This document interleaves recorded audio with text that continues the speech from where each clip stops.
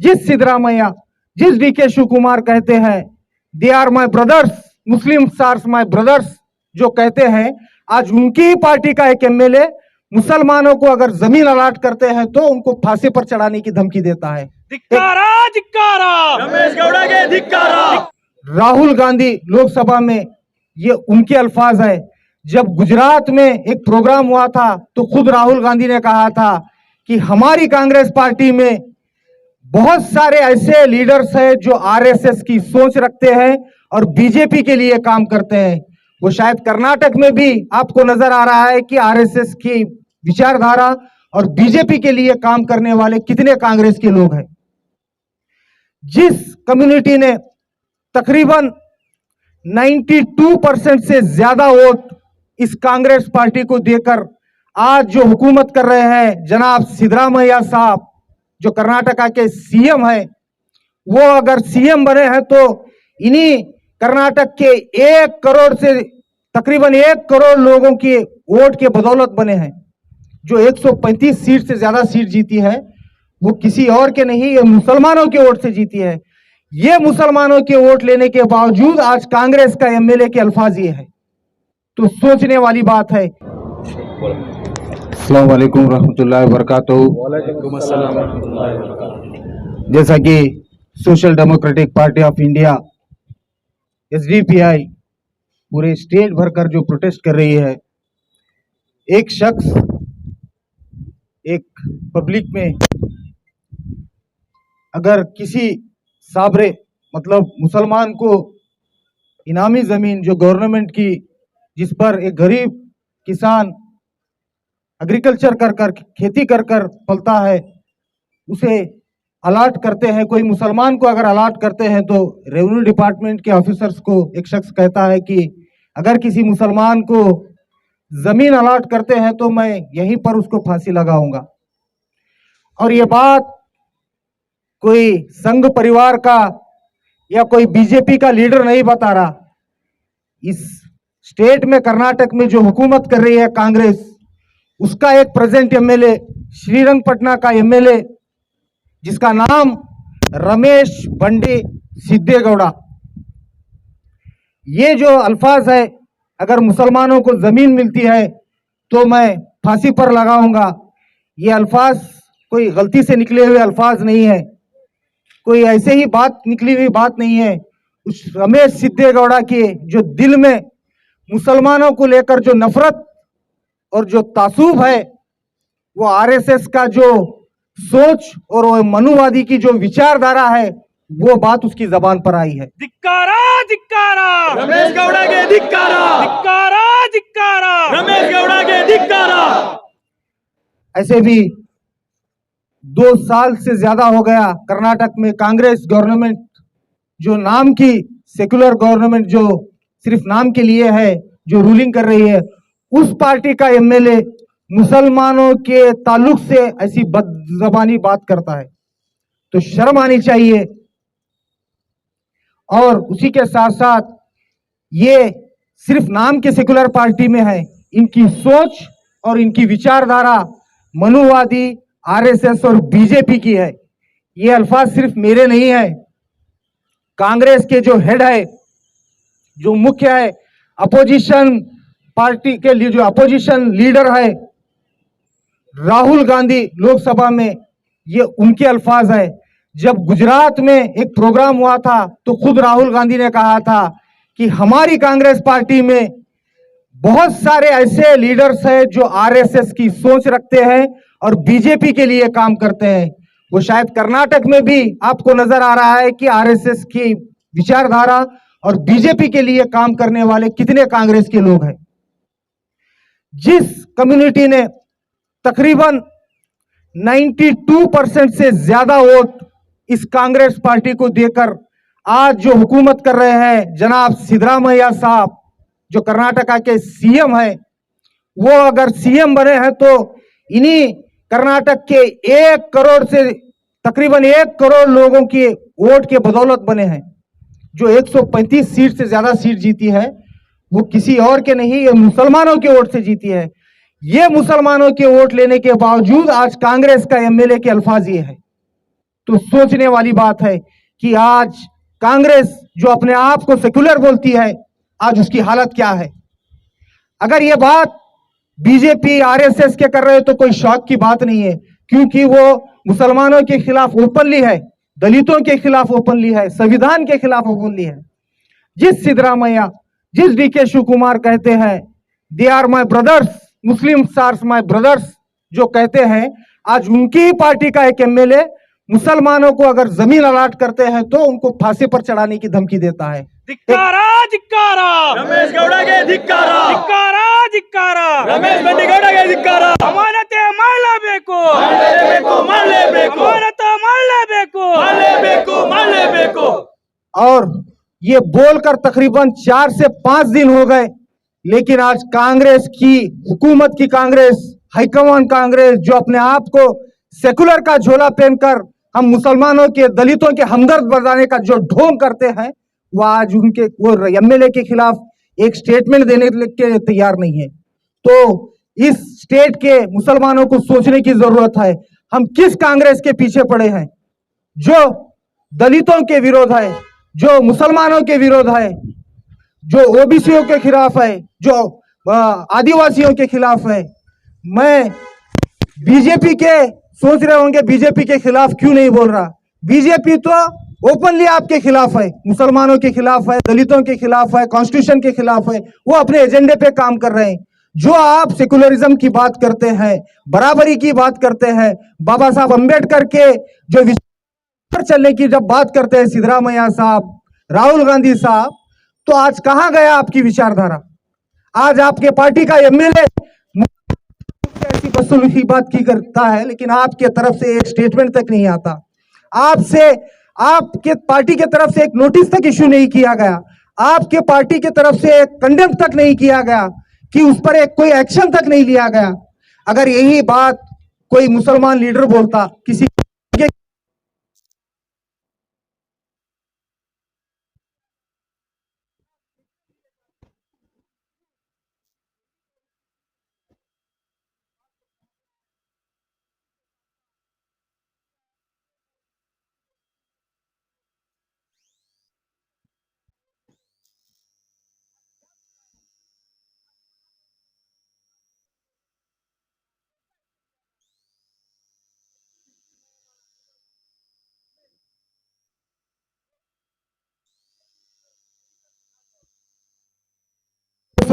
पर आकर बहता है, कहता है अगर हम चाहे तो 15 मिनट में गुलबर्गा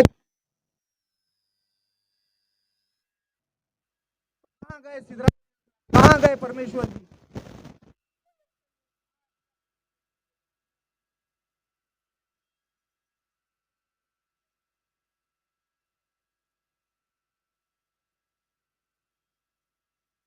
साथ आप देखिए गुलबर्गा में एक सबसे बड़ी एडमिनिस्ट्रेशन में जिसकी पोजीशन होती है, जो डिस्ट्रिक्ट कलेक्टर है, मोहतरमा फौजिया तरन्नुम साहब मैडम, उनके ताल्लुक से एक बीजेपी का एमएलसी जो अपोजिशन, अपर हाउस के अपोजिशन का लीडर है, उसके अल्फाज क्या थे पता है, कहता है कि फौजिया तरन्नुम पाकिस्तानी है।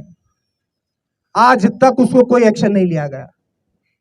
ये सिर्फ मुसलमानों के ताल्लुक से नहीं, एक डिस्ट्रिक्ट को रिप चलाने वाले एक डीसी के ताल्लुक से ऐसी जबान बोली जा रही है, ऐसी जहर उगला जा रहा है। उसके बावजूद भी आज वो बड़े इससे घूम रहा है, कहां पर ले रही है एक्शन।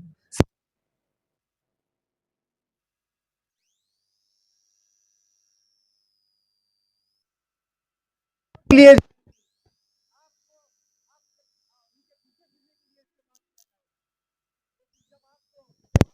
दिलाने की बात आती है, जब आपके ताईद में बात करने की बात आती है, तो सब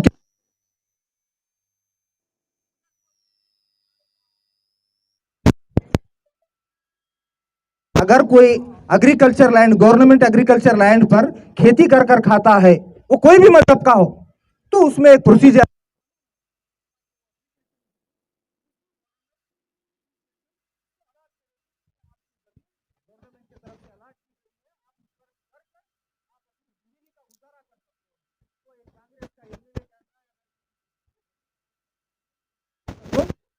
पर चढ़ाऊंगा। उसके बावजूद तकरीबन 6-7 दिन हो गए, कोई एक्शन नहीं है, कोई एक स्टेटमेंट तक नहीं कांग्रेस पार्टी की तरफ से। क्या मुसलमान इतने सस्ते हो गए हमारे कर्नाटक स्टेट में? कोई पूछने वाला नहीं है। इसीलिए आज हमको जरूरत है होश में आने की, और जरूरत है एक अल्टरनेट तैयार करने की, एक थर्ड फ्रंट रेडी करने की, जो आज मुल्क भर में और स्टेट भर में एसडीपीआई की शक्ल में उभर रही है। तो इंशाल्लाह आने वाले दिनों में एसडीपीआई ऐसे स्टेटमेंट देने वालों के खिलाफ सख्त कार्रवाई करेगी, वो चाहे रोड पर उतरकर प्रोटेस्ट करने के ताल्लुक से हो या कानूनी लड़ाई हो, जो भी करना है वो कानून के दायरे में इंशाल्लाह आने वाले दिनों में करेगी। जिंदाबाद जिंदाबाद एसडीपीआई जिंदाबाद जिंदाबाद जिंदाबाद एसडीपीआई जिंदाबाद एसडीपीआई जिंदाबाद। और आप देखिए हमारे यहाँ क्या हाल है मुसलमानों का। एक कांग्रेस का कार्यकर्ता पूरे 5 से 6 साल हुमनाबाद का ही शख्स जिसका नाम सैयद फिरोज है, मरहूम सैयद फिरोज, मैं आपको हकीकत बता रहा हूं, कांग्रेस का दोहरापन बता रहा हूं। सैयद फिरोज साहब जिनका हाल ही में तकरीबन 1-2 महीने पहले इंतकाल हुआ, जिन्होंने हमारे इंचार्ज मिनिस्टर ईश्वर खंडरे साहब के एक कांग्रेस का कार्यकर्ता पूरे 5 से 6 साल हुमनाबाद का ही शख्स जिसका नाम सैयद फिरोज है, मरहूम सैयद फिरोज, मैं आपको हकीकत बता रहा हूँ, कांग्रेस का दोहरापन बता रहा हूँ। सैयद फिरोज साहब जिनका हाल ही में तकरीबन 1-2 महीने पहले इंतकाल हुआ, जिन्होंने हमारे इंचार्ज मिनिस्टर ईश्वर खंडरे साहब के पीछे पूरी जिंदगी डाल दी।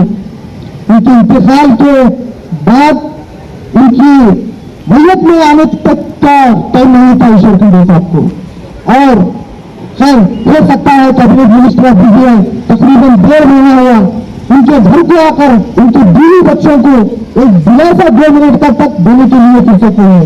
ये कांग्रेस है जिन्होंने अपना जी जान माल हर चीज लगाकर इस कांग्रेस को हुकूमत में लाया, उसके बावजूद आज मुसलमानों को ये रिजल्ट मिल रहा है। एक सोशल मीडिया पर एक अपने अकाउंट से एक स्टेटमेंट तो एक अपना एक फॉलोअर एक कार्यकर्ता का इंतकाल होता है तो कम से कम उस पर दुख तो जाहिर करते, वो तक नहीं किए। तो इसका मतलब ये है कि आपको सिर्फ इलेक्शनों में इस्तेमाल किया जाएगा, सिर्फ आपको झंडे पकड़ने में इस्तेमाल किया जाएगा, आपके हकूक के लिए नहीं लड़ा जाएगा, आपके हक के लिए नहीं लड़ा जाएगा, आपको जब तकलीफ होगी आपके साथ खड़ा नहीं लिया जाएगा। देखिए अब हमारे पास भी तो वही हाल है। क्या है, कोई साइकिल पे से गिरता है, किसी का एक्सीडेंट होता है तो रूलिंग एमएलए भी जाते हैं, अपोजिशन वाले भी जाते हैं, कांग्रेस के लीडर भी जाते हैं, जाना भी चाहिए, कोई बुरी बात नहीं है, किसी के दुख में शामिल होना बहुत अच्छी बात है। लेकिन एक मौकेरे का 5 से 6 साल का बच्चा, 5 से सिर्फ 6 साल का एक मासूम बच्चे का एक हादसे में पैर फ्रैक्चर हुआ, पूरा पैर चला गया। 2 बार सर्जरी हुई एक बच्चे की, एकदम गरीब घर से ताल्लुक रखने वाला एक मासूम बच्चे का 2 बार सर्जरी करके पूरा पैर कट किया गया। आज तक ना बीजेपी के एमएलए ना कांग्रेस के लीडर उसके घर पर जाकर उसको दिलासा तक नहीं दिए। कौन सी इंसानियत है? क्या हम तो सिर्फ आपको वोट डालने के लिए इस्तेमाल किएंगे या आपके पीछे मारने के लिए इस्तेमाल होंगे? क्यों? हमारी जान का कोई अहमियत नहीं है, हमारी तकलीफ की कोई अहमियत नहीं है। अगर आप किसी और के अपनी पार्टी के कार्यकर्ताओं में आपके दूसरे लोगों के बीच के उनके दुख में शामिल हो रहे हैं तो उस मासूम बच्चे के भी घर को जाना चाहिए था। लेकिन आपको क्या है, आपको इस बात का यह है कि मुसलमानों के पास ऑप्शन क्या है, मुसलमान उनको छोड़कर कहां जाएंगे? बीजेपी के अगेंस्ट है, वो खुले अल्फाज में कई जगह का उनका काम और उनका बोलना हर चीज वो दलितों की विरोधी है, मुसलमानों की विरोधी है, विरोधी है। हम उनको सवाल कर भी फायदा नहीं है। लेकिन जो सेक्युलरिज्म का जो दावा करते हैं उनका हाल क्या है, उनका क्या है, उनका रोल क्या है? उनको हमारे तकलीफों में आना चाहिए। जो हमारे खिलाफ काम हो रहा है, जो हमारे खिलाफ जाहिर किया जा रहा है, उसके खिलाफ कम से कम एक स्टेटमेंट तो देना चाहिए, कोई देने के लिए तैयार नहीं है। तो मैं इस प्रोटेस्ट के जरिए से जहाँ सिद्धरामैया साहब जो सीएम है, जो deputy CM DK Shiv Kumar साहब है, मैं उनसे अपील करता हूँ कि इस रमेश सिद्धेगौड़ा, बंडी सिद्धेगौड़ा को पार्टी से निकालकर एमएलए से डिस्क्वालीफाई करना चाहिए। नहीं तो याद रखिए, जिस कम्युनिटी में आपको 92% से ज्यादा वोट दिए हैं, आने वाले इलेक्शन में आप 9% वोट लेने के लिए तरफ जाएंगे, तो वो सबक हम सिखाएंगे इंशाल्लाह। तो बहरहाल बहुत आप होश में आने का वक्त है। होश में आओ, होश में आओ, होश में आओ, होश में आओ, होश में आओ, होश में आओ। और जो जमीन अलॉटमेंट करने की ताल्लुक से जो उन्होंने जमीन निकला है उस एमएलए ने, मैं कहता हूँ वो किसी के बाप की जमीन नहीं है, वो गवर्नमेंट की जमीन है, उसका प्रोसीजर है। तो जिस गरीब को, चाहे हिंदू हो, मुसलमान हो, दलित हो, लिंगायत हो, ओबीसी हो, जिसको भी वो गरीब किसान अगर उसको खेत नहीं है तो उसको कानूनी तौर पर मिलना ही चाहिए। इसको कोई जरूरत नहीं है किसी को फांसी पर चढ़ाने के, तो उसको लीगली तौर पर एफआईआर होनी चाहिए, उसको पार्टी से डिस्क्वालीफाई करना चाहिए और उसकी एमएलए जो सीट है उससे भी डिस्क्वालीफाई करना है। तो मैं यहाँ पर अपील करता हूँ और मैं तमाम जो मीडिया वाले हैं, और मैंने तकरीबन बार देखा है कि हमारे गयाजुद्दीन साहब जो इंडियन न्यूज चैनल चलाते हैं, उन्होंने इस मोर्चे के बच्चे के लिए बहुत सारी आवाज उठाई, उसके बावजूद भी ये हाल है हमारे तालुके में। तो मैं अपील करता हूँ इस बच्चे को इंसाफ मिलना चाहिए, इस बच्चे को बराबरी का हक मिलना चाहिए। जो निर्णय आप दूसरे लोगों के साथ कर रहे हैं, बच्चे के, मासूम बच्चे के साथ भी अपनाना चाहिए। उसको सीएम रिलीफ फंड में उसको जो मिला है उसको हक मिलना चाहिए। आप सिर्फ वोट के लिए